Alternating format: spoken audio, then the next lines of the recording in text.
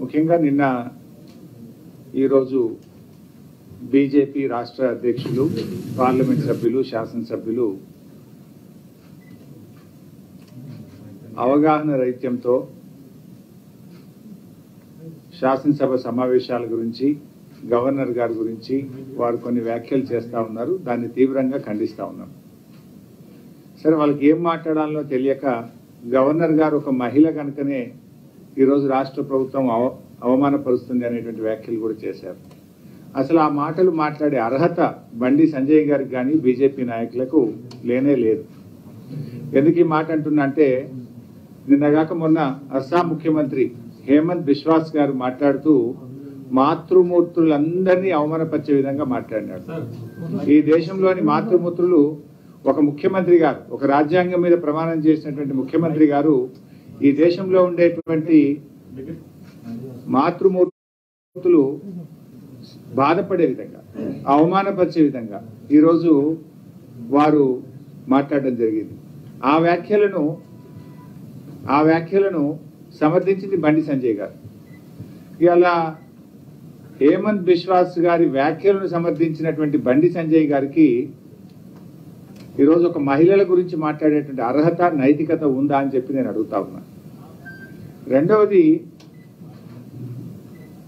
నరేంద్ర మోడీ గారు 2014లో ప్రధానమంత్రిగా ప్రమాణ స్వీకారం చేసిన వెంటనే ఆనాటి గుజరాత్ గవర్నర్ కమలా బేనివాల్ గారిని డిస్మిస్ చేసినారు. కమలా బేనివాల్ గారు ఒక స్వాతంత్ర సమర యోధురాలు, ఒక గొప్ప పోరాట యోధురాలు. ఈ దేశం కోసం, ఈ దేశ ప్రజల స్వాతంత్ర్యం కోసం పోరాడినటువంటి ఒక గొప్ప యోధురాలు.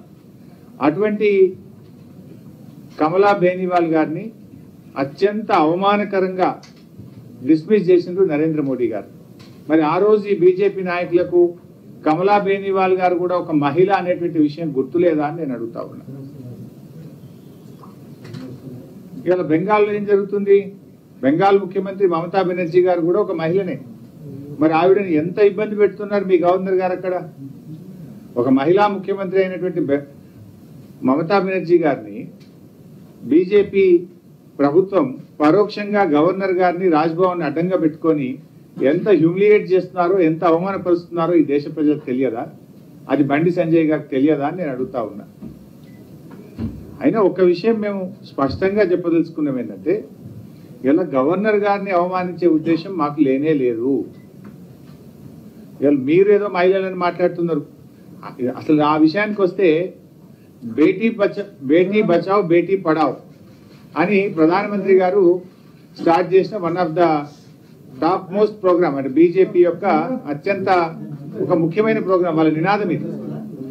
ఇవాళ పార్లమెంట్ కమిటీ ఇచ్చిన రిపోర్ట్, బేటీ బచావ్ బేటీ పడావ్ ప్రోగ్రాంకి భారత ప్రభుత్వం ఇచ్చినటువంటి నిధుల్లో 80% నరేంద్ర మోడీ గారి ప్రచారం మీదనే ఖర్చు పెట్టినరు.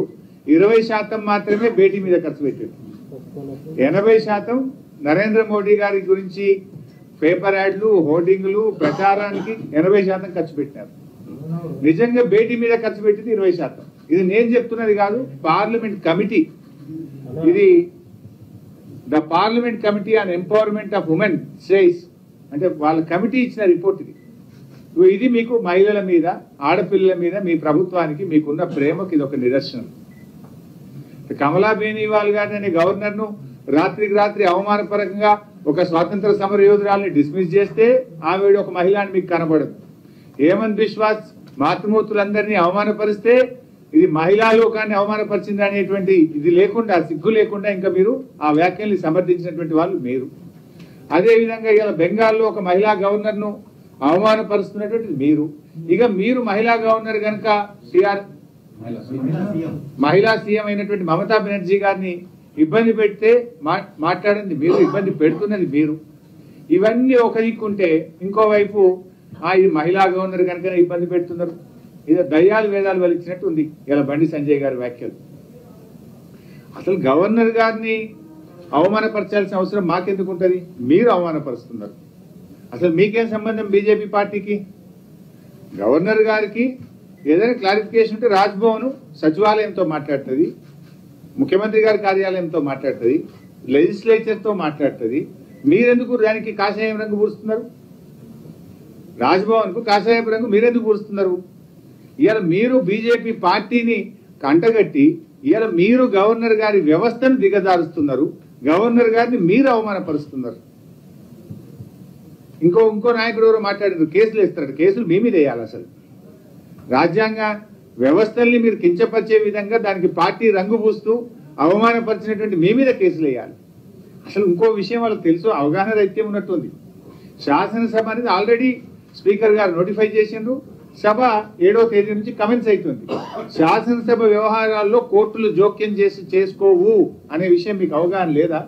అసలు ఉంటుందా? శాసనసభ వ్యవహారాల్లో కోర్టులు జోక్యం చేసుకుంటాయా? దానికి ఇమ్యూన్ పవర్ ఉంటుంది శాసనసభకు. ఆ మాత్రం అవగాహన కూడా లేదు వాళ్ళకి. సరే, ఏది ఏమైనా ఇలా ఒక్క విషయం మాత్రం స్పష్టమవుతుంది. ఏమంటే ఇలా బీజేపీ పార్టీ రాజ్భవన్ కు కాషాయం రంగు పూడ్చే ప్రయత్నం చేస్తా ఉంది. నగ్నంగా మీరు బయటపడుతున్నారు. అంటే గవర్నర్ వ్యవస్థను అడ్డం పెట్టుకొని రాష్ట్రాలను, రాష్ట్ర ప్రభుత్వాలను ఇబ్బంది పెడుతున్నాము అనేటువంటి విషయాన్ని మీరే చెప్పకనే చెప్తున్నారు.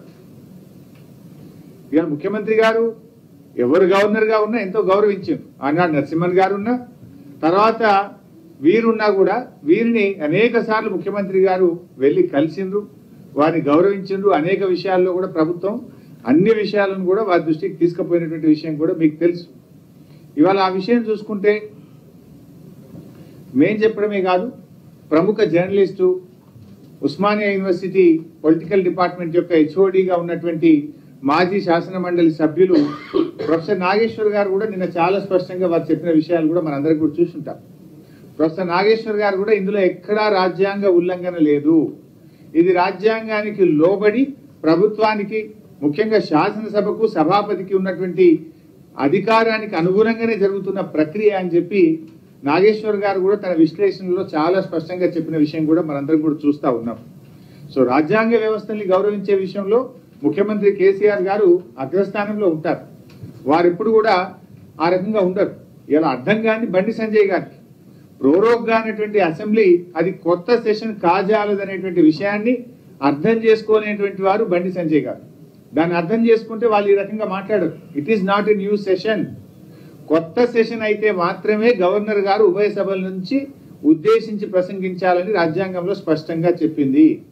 ఇవాళ అసెంబ్లీ స్పీకర్ గారు నోటిఫై చేసినటువంటిది ఇది కొత్త సెషన్ కాదు, పోయిన సెషన్ కు కొనసాగింపు సెషన్ అనేటువంటిది చాలా స్పష్టంగా ఇటు అసెంబ్లీ కానీ అటు కౌన్సిల్ నోటిఫికేషన్ చూసినట్టయితే అది చాలా స్పష్టంగా మనకు అర్థమవుతా ఉంది. కానీ వీళ్ళు ఏంటంటే ఎంతసేపు బుల్డోజింగ్ చేసేటువంటి ప్రయత్నం. బుల్డోజర్ల భాష వాళ్ళది, బుల్డోజింగ్ చేసే భాష వాళ్ళది, మాదేమో పనిచేసే భాష. మేము రాజ్యాంగానికి కట్టుబడేటువంటి భాష మాది.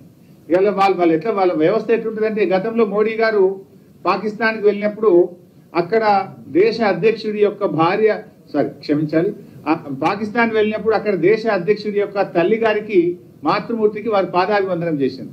అదేమో దేశభక్తి అట. ఇవాళ గౌరవ ముఖ్యమంత్రి కేసీఆర్ గారు ఈ రాష్ట్రంలో, ఈ దేశంలో రైతులు ఎదుర్కొంటున్నటువంటి సమస్యల గురించి, రాష్ట్రాల యొక్క హక్కుల గురించి మాట్లాడితే మాత్రం ఇది తప్పు, ఇది దేశ ద్రోహం అని మాట్లాడతారు. ఎవరిది దేశ ద్రోహం? ఈ దేశ రైతులు పడే కష్టాల గురించి, మీరు తెచ్చిన నల్ల చట్టాల గురించి, మీరు ఎరువుల ధరలు పెంచడం గురించి, మీరు వడ్లు కొనమనేటువంటి విషయాన్ని ప్రశ్నిస్తే దేశద్రోహం అవుతుందా? ఈ రాష్ట్రాల హక్కులను మీరు కాదరాస్తున్నారే. 15వ ఆర్థిక సంఘం రాష్ట్రాలకు నిధులు ఇవ్వమంటే ఇవ్వకుండా మొండి చేసి చూపిన మొట్టమొదటి ప్రభుత్వం ఈ దేశంలో మీ బీజేపీ ప్రభుత్వం. ఇప్పటి వరకు చరిత్రలో 15వ ఆర్థిక సంఘం ఏ రికమెండేషన్ ఇచ్చినా దాన్ని ఆమోదించారు, రాష్ట్రాలకు యథావిధిగా నిధులు ఇచ్చారు. మొట్టమొదటిసారి తెలంగాణకు నిధులు ఇవ్వాలని చెప్పి 15వ ఆర్థిక సంఘం చెప్తే ఇవాళ ఆ నిధులు ఇవ్వకుండా ఆ రికమెండేషన్ పక్కన పెట్టి అటకెక్కించినటువంటి ప్రభుత్వం మీ ప్రభుత్వం. గా హక్కుల గురించి అడిగింది.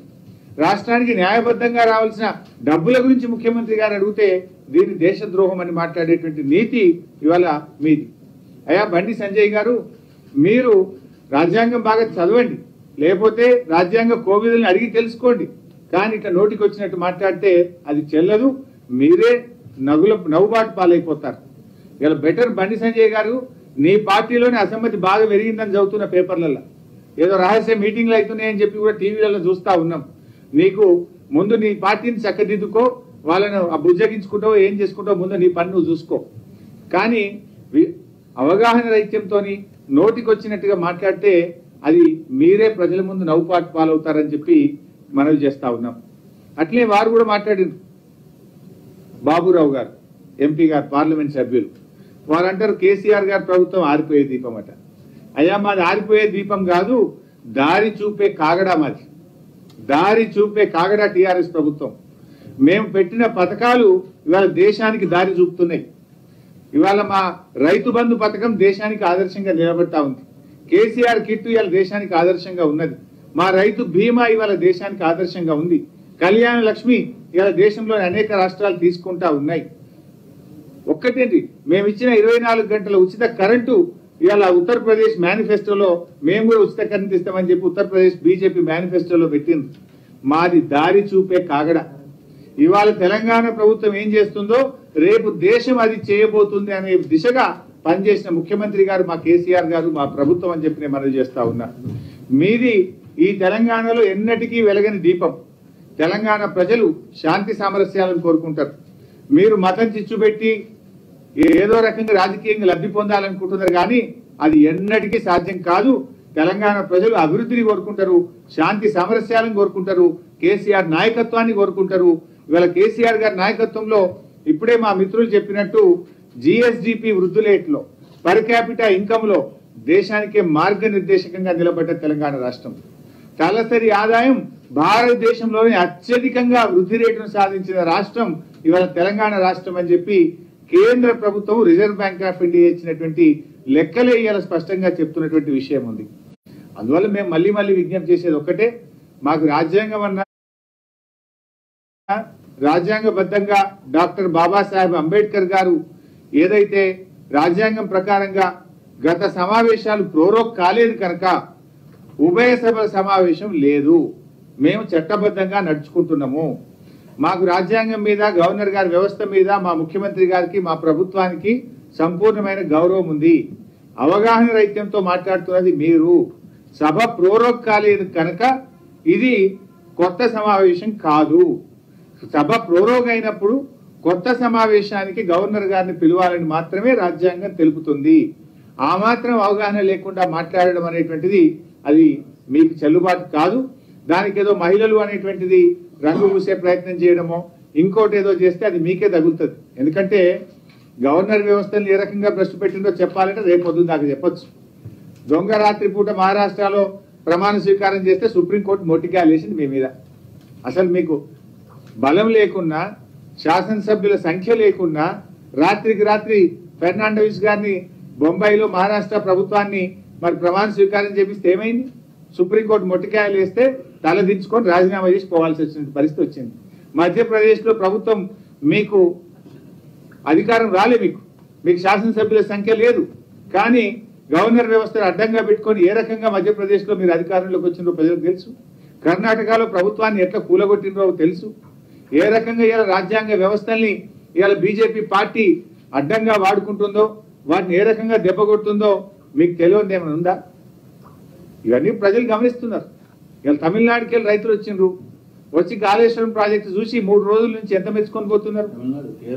మొత్తం దేశవ్యాప్తంగా ఉండేటువంటి ఇరిగేషన్ ఇంజనీర్లు, నదీ ప్రేమికులు, మరి వాళ్ళందరూ కూడా మొన్న 2 రోజుల సెమినార్ జరిగితే మ్యాగ్సెసే అవార్డు గ్రహీత water man of India Rajender Singh గారు ఈ రాష్ట్ర ప్రభుత్వాన్ని, ముఖ్యమంత్రి గారి కృషిని ప్రశంసించిపోయింది. అనేక మంది అనేక రాష్ట్రాల నుంచి రిటైర్డ్ ఇంజనీర్లు, రైతులు వచ్చి మాకు తెలంగాణ తరహా ప్యాకేజీలు ఇవ్వండి, తెలంగాణ తరహా రైతు విధానాలు మన రాష్ట్రంలో అమలు చేయండి అని మహారాష్ట్రలో ఒక ఎమ్మెల్యే గారు చెప్తున్నారు, కర్ణాటకలో ఒక ఎమ్మెల్యే గారు చెప్తున్నారు. అయితే అమలు చేయండి, లేకపోతే తెలంగాణలో కలుపుకుంటున్నారు. తమిళనాడు ముఖ్యమంత్రి స్టాలిన్ గారి దగ్గరికి రైతు సంఘాలలో పోయి తెలంగాణ తరహా రైతు పథకాలను తమిళనాడులో ప్రవేశపెట్టండి అని అక్కడ రైతులు పోయి స్టాలిన్ గారిని అడుగుతున్నారు. ఇది మన ప్రభుత్వం చేస్తున్నటువంటి పనితీరు. మీరు ఏదో చిన్న చిన్న విషయాలను రాద్ధాంతం చేసి రాజకీయంగా లబ్ధి పొందాలనుకోవడం అది మూర్ఖత్వం. అయితే సంజయ్ గారు, ముందు మీ ఇల్లు చక్కబెట్టుకో. చాలా రహస్య మీటింగ్లు అవుతున్నాయట. మరి నిన్ను ఢిల్లీకి పిలిచి కూడా మొట్టికాయలు వేసిందని కూడా పేపర్లలో, టీవీలలో చదివినాం. నీ ఇల్లు చక్కబెట్టుకొని వ్యవహారం చక్కగా చేసుకుంటే మంచిదని సలహా ఇస్తున్నాం. Thank you. హాయ్ ఫ్రెండ్స్, మా టుడే టుమారో యూట్యూబ్ ఛానల్ చూస్తున్నందుకు చాలా థ్యాంక్స్. మరిన్ని లేటెస్ట్ వీడియోస్ కోసం వెంటనే సబ్స్క్రైబ్ చేయండి. అలాగే ఈ బెల్ ని కూడా రింగ్ చేసేయండి. మా నోటిఫికేషన్స్ అన్ని మీ మొబైల్లో వస్తాయి. అలాగే మా వీడియోస్ మీకు నచ్చితే లైక్ చేయండి, షేర్ చేయండి, నచ్చకపోతే కామెంట్ చేయండి.